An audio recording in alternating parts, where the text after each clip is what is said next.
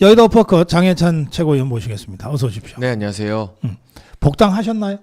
그래서 비대위에서 원래 이번 주에 의결을 해줘야 되는데 예. 뭐 지금 비대위가 뭐 깨지니 많이 하고 있는 지금의 이 사단에 뭐 제 서류 처리하고 말고가 우선순위가 아니기 때문에 그렇긴 하죠. 뭐 제가 이게 복당이 된다고 안 된다고 방송 활동 못 하는 것도 아니고 그냥 다른 모든 문제가 지금 너무 사소하잖아요. 그래요. 그러니까 제가 생각했을 때 지금 이재명이라는 외계인이 침공했는데 우리가 지구 방위군을 만들어야 되거든요. 예. 근데 그 와중에 뭐 옆나라 일본 너 왜 마음에 안 들어? 뭐 중국 너 왜 그래? 막 이럴 게 아니라 진짜 지구 방위군을 만들어야 되는데 제 문제도 그렇고 제가 이 여의도 어퍼컷 시작하면서 저도 오늘 참 신중하고 차분하게 논평을 이어갈 텐데 예. 어쨌든 6월 3일에는 예. 우리가 이재명이냐 아니면 이재명과 맞서는 다른 후보 한 사람이냐 찍게 되는 거잖아요. 그렇죠. 예. 그러면 마음에 안 들어도 이재명이 아닌 사람은 한 표라도 더 갖고 와야 이기는 거거든요. 그렇습니다. 그럼 저도 이제 오늘부터는 이제 서로 사실 오늘 보니까 당 지도부와 김문수 후보가 이제 할 거 다 했어요. 남은 건 이제 그냥 국민들 손에 맡기는 거밖에 없어요. 네. 그러면 우리끼리라도 좀 감정 덜 상하자. 왜냐하면 어차피 6월 3일에는 지금 우리끼리 막 싸우다가도 너 이재명 찍을 거야 아니잖아 도와줘 해야 되는 처지거든요. 근데 우리끼리 마치 이재명 상대하듯 한동훈이랑 싸우듯 그렇게까지 가버리면 안 된다. 그렇죠. 예. 그런 생각이 좀 듭니다. 나머지 모든 것들은 제 문제 포함해서 이재명을 막느냐 아니냐의 문제에서 너무나 사소한 문제들이다라는 그럼요. 생각이 예, 우리끼리는 듭니다. 경쟁을 안 할 수는 없으니까 우호적 경쟁을 해야 되고 이게 적대적으로 가면 안 된다. 네, 네. 적대적인 관계는 이재명과의 관계, 개딸과의 관계, 그리고 한동훈과의 관계에서 끝나야 된다. 그러니까 생각의 차이는 아마 약간 있을 거예요. 근데 뭐 11일 이전 단일하냐 아니면 일주일 뒤에 해도 되냐 요 차이가 막 이제는 그렇게 중요한 게 아니라 요 차이 가지고 우리가 토론하고 막 열띠게 막 때로는 토론하다 보면 목청도 올라가고 그러잖아요. 얼굴도 붉어지고. 그래요. 그렇지만 이재명이라는 외계인 침공 앞에서는 결국 손잡아야 되잖아요. 그러니까 그럴 여지는 남겨두자. 그래요. 예. 네. 자, 그 외계인 얘기 좀 해보겠습니다. 네. 이게 이제 제가 정론일침에 개딸들에게 굴복한 사법부라는 정론일침 꼭지를 준비했는데 이거 우리 저 장해찬 최고위원하고 대담으로 푸는 게 더 좋을 것 같아서요. 이재명의 그 공직선거법 파기환송심 이게 5월 15일 날 첫 재판 기일이 잡혔다가 공판기일 연기 요청을 받아들여서 6월 18일로 연기가 됐어요. 고등법원이. 그러니까 이거 완전히 사법부가 지금 이재명 개딸들한테 굴복한 거다. 대법원이 그나마 그래도 좀 선을 지키려고 했는데 고등법원들이 먼저 그냥 그 머리를 쳐박았다. 이런 그 생각들을 안 할 수가 없습니다. 어떻게 보셨어요? 이 부분을 보면 네. 만에 하나 이재명이 대통령에 당선된다고 했을 때 대한민국이 어떻게 망가질지 끔찍한 예고편이라고 할 수 있겠습니다. 네. 입법부 장악됐죠. 행정부 이재명 손에 넘어가면 네. 사법부까지도 고개를 조아리고 무릎을 바로 꿇을 겁니다. 그리고 민주당이 어떤 짓을 저질렀느냐. 조희대 대법원장 포함한 대법관 10명을 국회로 불러서 청문회 하겠다고 합니다. 세상의 대법관들을 국회로 불러서 청문회 하는 것도 사상 초유의 일이지만 무슨 부정부패나 스캔들이 터진 게 아니라 이재명 유죄 줬다고 불러가지고 망신 주고 탄핵 빌드업을 하겠다는 거잖아요. 네네. 그러니까 이제 완벽한 민주주의를 가장한 완벽한 이재명 독재 시대로 들어갈 준비가 다 끝나버린 거예요. 8분 능선 넘었어요, 쟤네들. 거기에 서울 고법이 나라를 망치는데 일조하는 것이고 사실 따지고 보면 박사님 서울 고법이 2심에서 이재명 무죄 주는 바람에 이 난리가 일어난 거잖아요. 그렇죠. 예. 서울 고법의 형사 6부가 이재명 무죄를 주고 서울 고법의 형사 7부가 재판을 대선 뒤로 밀었어요. 결국 서울고법과 2심 판사들이 나라 망친 거나 다름없거든요. 네. 근데 이런 사법부의 비굴한 무릎 꿇기를 보면서 저는 어떤 면에서는 우리 국민들이 더 경각심을 가질 수 있다. 대법원이 경종을 울렸음에도 불구하고 사법부가 권력의 신여가 되어서 유전무죄가 아니라 유권무죄라는 말을 이제 회자되게 만들었잖아요. 이재명 재판이 대선 뒤로 간 걸 우리가 좀 더 적극적으로 알리고 이게 이재명 독재 시대의 출발점이라는 것을 피를 토하듯 호소한다면 상식적인 국민들이 야 이거는 안 되겠다. 예, 예. 최후의 보루인 사법부마저 권력의 시녀가 되는구나라고 오히려 더 경각심을 갖지 않을까. 네. 저는 그런 일말의 희망을 마지막까지 좀 품고 싶습니다. 네. 이게 지금 김정은이가 우리 고성국 TV를 공격하는 건지 개딸들이 공격하는 건지 시진핑 똘마니들이 공격하는 건지는 모르겠는데 네. 계속 방송이 끊기고 시청자들이 툭툭 지금 막 반토막이 나고 막 지금 그런 상황이에요. 버퍼링이 막 걸리죠. 예, 예, 네. 그렇습니다. 그래서 이게 버퍼 생기시는 분들은 어쩔 수 없이 나갔다 다시 들어오시는 걸로 그렇게 하셔야 될 것 같아요. 예. 하여튼 지금 저희 방송은 정상대로 또 방송 송출은 정상대로 지금 되고 있습니다. 그런데 그 버퍼링이 생기면서 뭐 갑자기 다른 화면으로 확 갔다가 뭐 들어오거나 막 이런 상황이 지금 계속되고 있어서 저는 그 배후에 3명이 의심이 됩니다. 시진핑이, 김정은이 그리고 이 개딸들이 의심이 되는데 뭐 어쨌든 여러분들 좀 나갔다 들어오시는 걸로 좀 수고스럽지만 함께 해주시면 좋겠습니다. 자, 고등법원 판사들이 나라를 망쳤다. 여기까지 이제 논평을 해주셨는데 그런데 대장동 재판도 6월 24일로 날짜를 변경했어요. 이거는 네. 고등법원도 아니고 그냥 1심 재판이죠. 그러니까 이제 서울고법이 재판 연기에 물꼬를 터주니까 예. 그 밑에 있는 하급 심판사들도 기다렸다는 듯이 그냥 권력 앞에 줄을 서는 거고요. 네. 지금 갑자기 민주당에서 인용을 많이 하는데 예. 부산의 동부지원의 모 부장판사나 또는 중앙지법의 부장판사들이 판사들 게시판에 조희대 대법원장 욕하는 글을 막 올리고 있어요. 이게 뭐냐?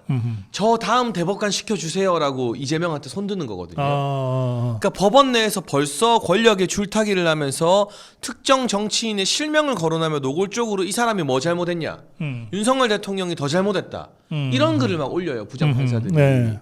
그러면 이 사람들이 이제 만에 하나 끔찍한 이재명 시대가 열리면 대법관 후보자가 되고 헌재 재판관 후보자가 되겠죠.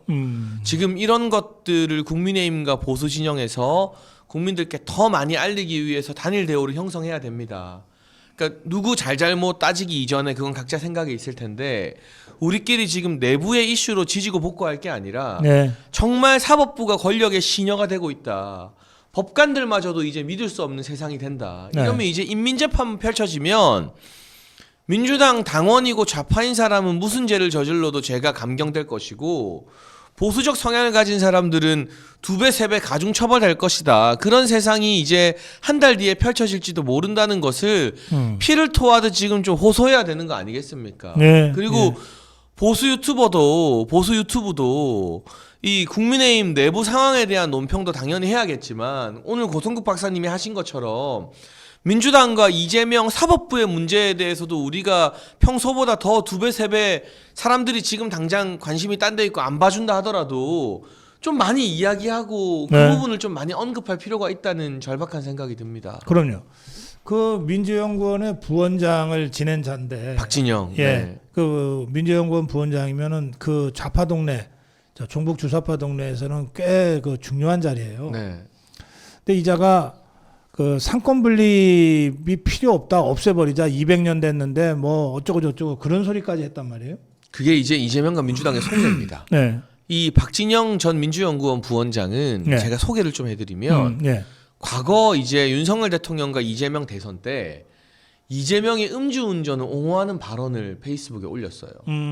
그랬다가 본인의 음주 전과도 들어가면서 날라났던 사람이에요. 근데 상식적으로 음주운전 옹호하면서 자기 음주운전 전과가 들어가서 날라갔어요. 그런 사람이 다시 민주연구원 부원장이라는 요직에 복귀할 수 있습니까? 네. 이거는 친명 실세들이 아끼고 키워주는 사람이란 뜻이에요. 그리고 국민의힘으로 치면 여의도 연구원 부원장이면서 보수 유튜브 출연을 굉장히 많이 하는 사람인 거예요. 이 박진영 부원장이 민주당의 어떤 좌파 유튜브의 단골 게스트입니다. 출연을 제일 많이 하는 사람이에요. 그러니까 여기가 떠드는 게 좌파 유튜버들이 받아서 쓰고 그 다음에 민주당 논리가 되는 거예요. 아하, 예. 그러면 단순히 그냥 여러분이 잘 모른다고 해서 일개 그냥 뭐 민주당 스피커가 말했구나 끝이 아니라 사실은 이재명의 입이 먼저 선빵을 때린 거예요. 우리는 집권하면 상권분립 없애겠다라고. 이건 굉장히 심각하게 받아들여야 되는 사인인 거예요. 네. 이게 보통 사람이면 음주운전 옹호하다가 날아갔는데 어떻게 그 민주연구원 부원장이라는 요직으로 복귀를 하겠습니까? 예. 이재명의 입이라는 뜻이거든요. 전이대라는 뜻이고. 여러분 진짜 삼권분립이 이제 역사책에 기록돼 어떤 과거의 제도로 바뀔지도 모릅니다. 이재명이 대권을 먹게 되면.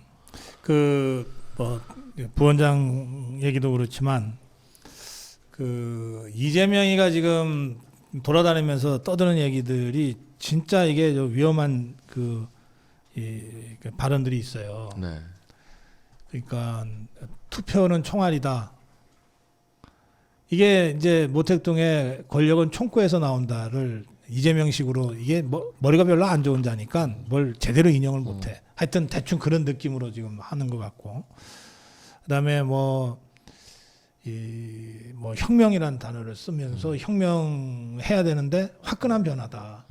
이걸 공산주의로 몰지 마라. 뭐 이따 얘기도 했는데 그 제가 논평을 이렇게 했어요. 산업혁명, 시민혁명, 명예혁명 이런 거는 나중에 역사가들이 붙여준 것이다. 그런데 혁명하면서 우리 혁명하는 사람들이야라고 주장한 건 공산주의밖에 없다. 그렇죠. 네. 지금 굉장히 위험한 일을 하고 있어요. 네. 그 삼권 분립을 해체하겠다는 것도 아마 이재명식 혁명의 한 일환으로 포장을 할 겁니다. 그러겠죠. 그러면 여러분 삼권 분립 해체라는 게 이게 하나의 얘네의 맥락이 있는데 법원 없애겠다는 거 아니에요. 얘네의 지금 핵심은 대법관을 30명, 20명으로 늘리겠다는 거예요. 그러니까 지금 30명 이야기가 나오거든요. 네, 30명 나오죠. 대법관 원래 정원이 14명인데. 근데 지금 보면 이재명 유죄 무죄가 10대 2잖아요. 좌파가 2명이고 윤석열 대통령 때 임명된 그나마 상식적인 대법관이 10명이잖아요. 이 사람들 탄핵시키고 말고 막 조이대를 탄핵시키느냐 대법관을 탄핵시키느냐라고 눈이 가 있죠. 이거 성동격서예요. 탄핵 안 시킬 겁니다. 그리고 그 대신에 아니, 재판 연기했는데 탄핵을 왜 시키겠어? 그 대신에 좌파 대법관 20명 임명할 거예요. 대법관 30명 넘겨서. 그러면 좌파 20명 대 상식파 10명이 되잖아요. 그럼 대법원에서 뭘 해도 이제 좌파적인 결정이 나와요. 그렇죠. 이게 방송 장악에도 똑같이 들어가요. 얘네가 지금 추진하는 방송법 개정안 KBS, MBC, EBS 사장 추천하는 이 사진을 대폭 늘려서 민노총 언론노조 산하기구가 거기에 다 들어가게 한다는 거잖아요. 네. 그러면 정권이 바뀌어도 평생 민노총 언론노조가 KBS, MBC, EBS를 장악하게 되는 거예요. 이게 얘네식 혁명 수법입니다. 그러니까 방송국을 없애고 뭐 사법부를 없애고 하는 게 아니라 숫자를 대폭 늘리는데 그 숫자의 3분의 1을 민노총이나 우리법 연구회가 연구 장악하게 만드는 거예요. 그래요. 이게 이재명식 혁명 전선인데 이게 방송법 개정안에 들어갔던 수법이 고스란히 지금 대법관 30명 만드는 대법원법 개정에 그대로 들어가는 거예요. 예, 예. 이 굉장히 경각심을 가지고 우리가 지켜봐야 되고 소름이 돋는 저는 진짜 아침마다 오늘도 저기 대기실에 있어서 우리 고성국 TV 관계자들과 이야기하면서 나라 망할 것 같다 진짜. 나라 망한다 이런 위기감을 느끼고 있거든요. 예. 그러니까 우리가 그 위기감에 좀 더 절박한 각오를 가져야 되지 않나 싶은 생각이 많이 듭니다. 요즘 보면. 예. 오늘 시간이 다 돼서 우리 김문수 후보의 긴급 기자회견 내용이 갑자기 그 중간에 중요한 뉴스로 되는 바람에 시간이 조금 모자라네요. 예. 장해찬 최고위원 마무리 한 말씀 듣겠습니다. 네, 진짜 매일 아침 나라가 망하는 거 아닌가 하는 걱정으로 눈 뜨시는 분들이 많을 것 같습니다. 그리고 이재명이라는 외계인이 침공해서 지구를 한번 점령하면 우리가 언제 독립할 수 있을지 몰라요. 다음 선거에서 이재명 이기면 되지는 너무 나이브한 생각이거든요.